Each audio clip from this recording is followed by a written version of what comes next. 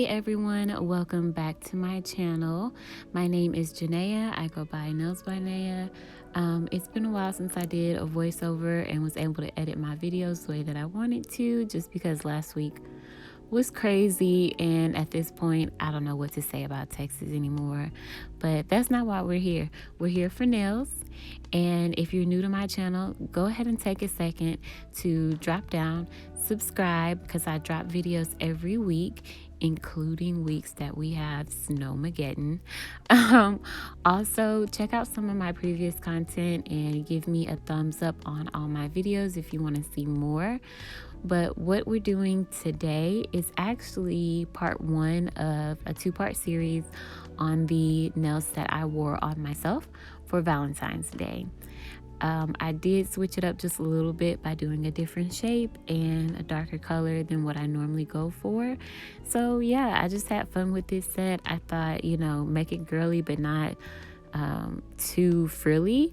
So just keep watching. Don't worry about that random tip on my thumb. I'm getting started with with this really pretty purple acrylic from Zovive or Zoeve. I don't know.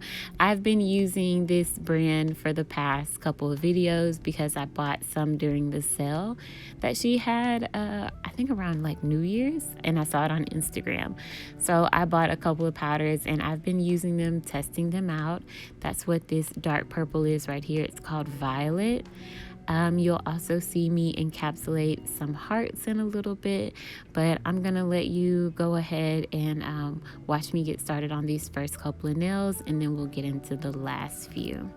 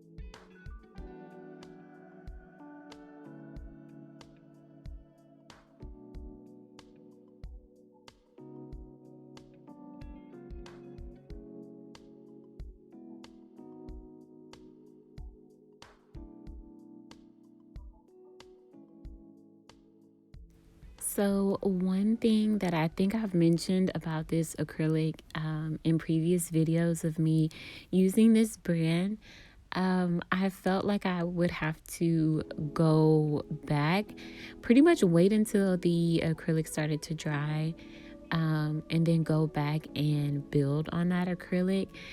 I think that, for beginners, this is fine. This is advertised as like a beginner's acrylic. That's fine to, work slower with it, but it does bother me so much because I kind of want to do the nail and move on. But anywho's, now I am moving on to the middle finger and ring finger, and I'm using a glow in the dark acrylic right here. That's why it doesn't look super duper clear.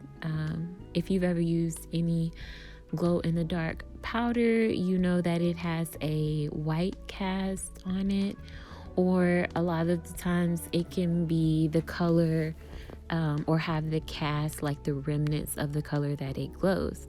This one in particular, it looks kind of like a grainy white, and it glows green in the dark. So I love glow in the dark nails. I think like 8 out of the 10 sets that I do, if I'm doing 10 sets in a row, at least 8 of them are gonna glow in the dark. Like, it's one of my favorite little hints. I think it's just something cute and something special to have. So I do that on both the middle finger and the ring finger. And those fingers, even though I don't, well, let's just put it like this. The part 2 has to do with that. But this is just getting all the acrylic applied and looking really good the way I like it. I wanted my apex to look a certain way with these stilettos, so you will see me going back in and making sure that I have the perfect apex, especially because of the length. I needed it to have super strength in that stress area. I mean, not super strength because it's acrylic, it's not cement, but I just wanted to make sure that these were not gonna pop off or be so flat that any bit of pressure, lifted these nails and made them break. And lastly, I am going to go ahead and move on to my pinky nail. I will be back to show you how I put on the gems. I did file and buff everything off camera. I think I've mentioned it before. It's just really, really hard for me to capture because of the way I'm holding my own hand, and trying to do that, focus on actually filing the shape correctly, not cutting myself with my own e-file, and getting it on film that's some acrobatics that I just don't have really down yet. So I'm gonna file and buff off camera, and then I'll come back and we'll bling it up. Okay?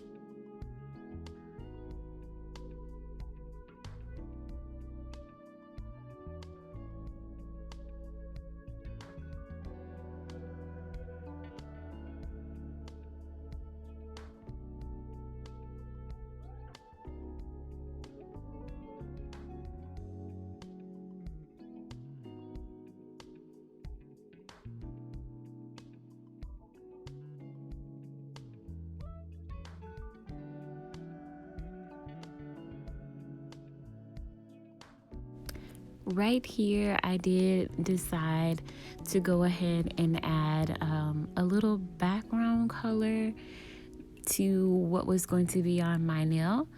I'm actually using, these are gels from Medusa Nails. You can find them on Instagram, Medusa Nails.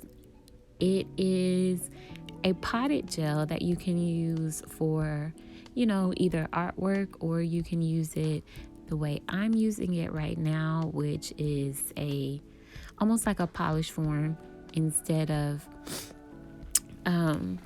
using it to just do artwork. So I went ahead and took my flat brush and painted over all of them, put it in the light. I think my light was being funky and not working, but put it in the light and cured it. This is also a hard gel. So whenever you use Medusa nails, whether you're using it for artwork or to polish over your entire nail like I did, you will need to file that away. You won't be able to soak it off. So just keep that in mind, that they are hard gels.